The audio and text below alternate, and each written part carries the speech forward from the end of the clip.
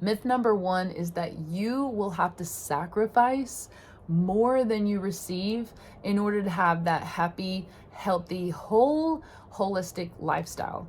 You know, if you're somebody that tells this to yourself, or you are somebody that is trying to get healthier and practice certain healthy habits, and you are hearing this externally, let go of your bullshit saying that to yourself inside, if that's something that you've told yourself, and let go of the temptation to believe that that is true. If you've heard that from somebody else and it's made you feel like, am I suffering for no reason?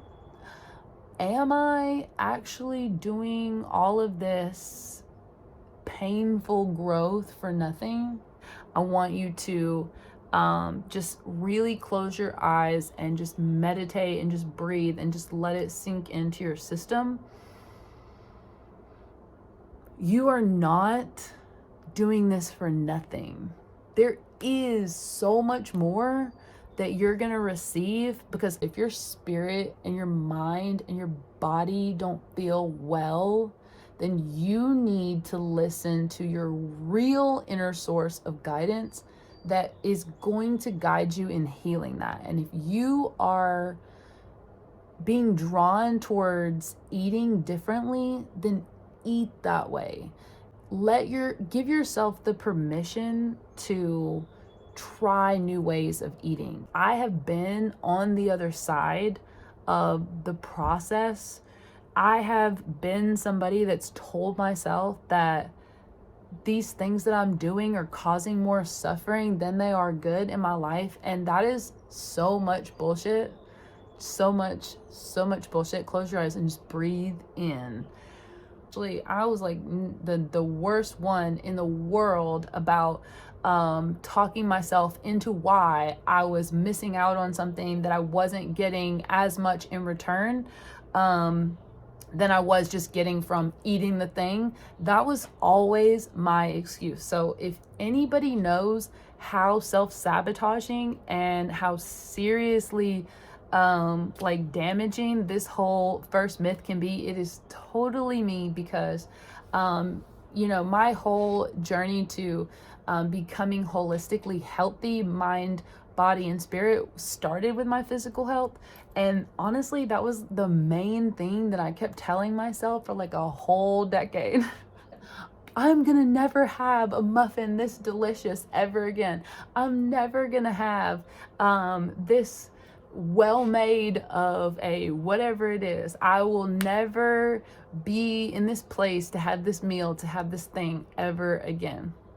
And I will tell you, sometimes you might not be. And if it's one of those times, then go ahead and eat the thing. If you're in another country and you're eating in a restaurant that you probably never eat at again ever in your life, or if you're somewhere in the US that you've never visited and you're on vacation, then by all means, do it. You know what I'm saying? Live it.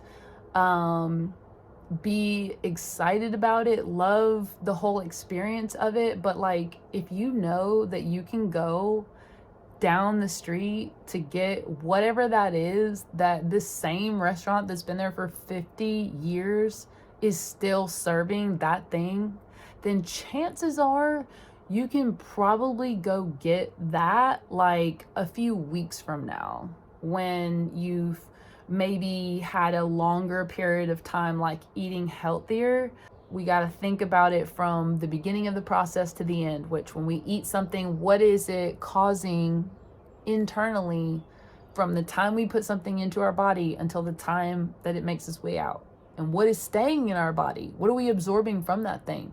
So with that being said, the really absolute worst thing that poor nutrition has made me feel like is depressed.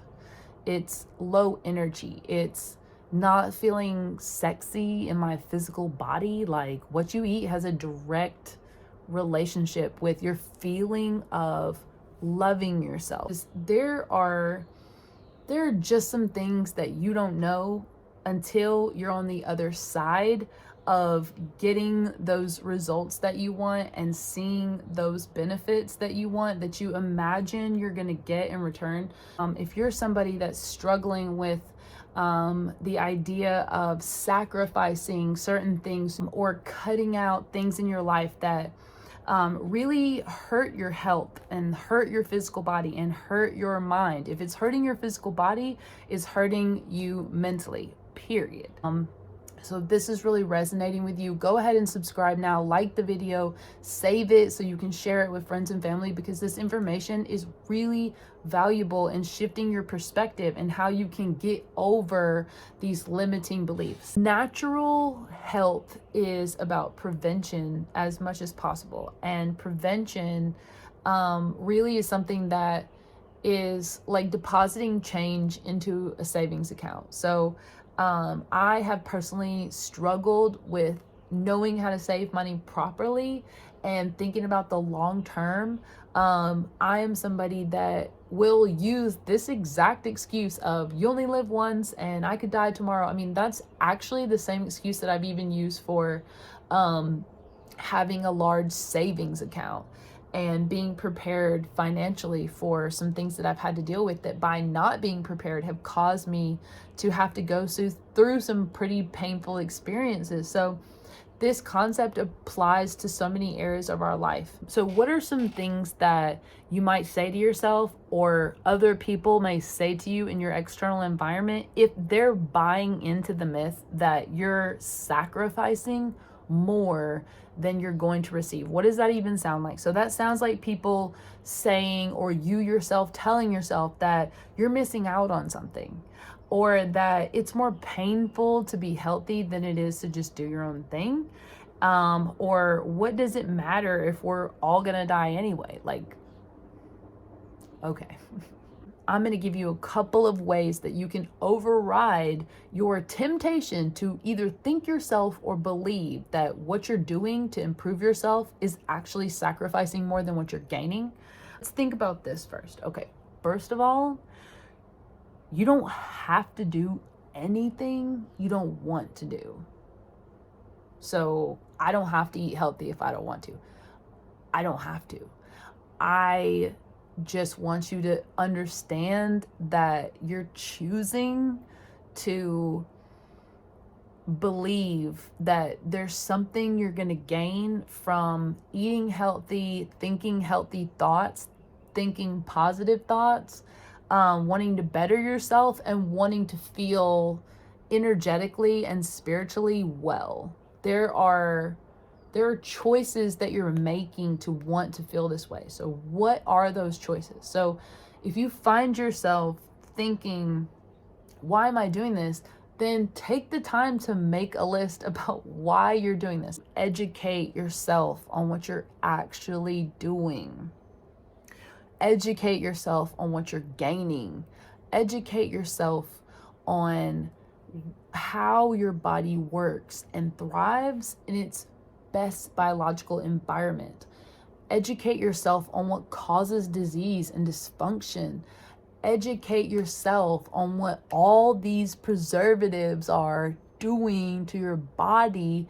Educate yourself, because probably the reason that you're making excuses for your behavior when you know it's probably not that supportive is because you don't actually know why it's not supportive. If you were to take the time to do the research and to read it about high fructose corn syrup and what problems it contributes to, and then other preservatives that are just chemical concoctions of God only knows what, and all of the ways that our food can be toxic and all of the symptoms that it creates, and just understanding what those symptoms are. If you think that it's normal to be gassy or crampy every time you eat, or you aren't regular when you go to the bathroom, and like all these things, you've just dealt with it for so long that if it's just all so normal to you because it's the only thing you've ever experienced, then educate yourself on what you're gaining. Because when you see the science behind what causes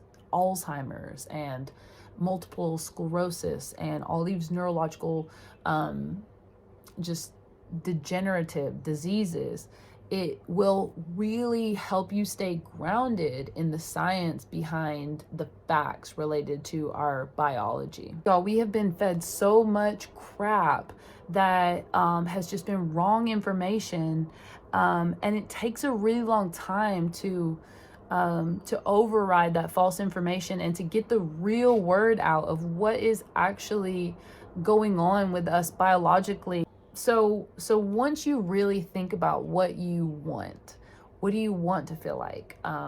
What do you want to take seriously as far as information that you've received?